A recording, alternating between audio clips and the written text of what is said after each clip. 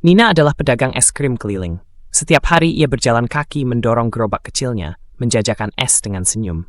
Suatu hari, langit mendung dan hujan deras turun. Tak ada pembeli. Ia berteduh di bawah pohon dengan gerobak basah. Seorang pengendara motor berhenti dan berkata, "Kasihan ya, dagangan gak laku."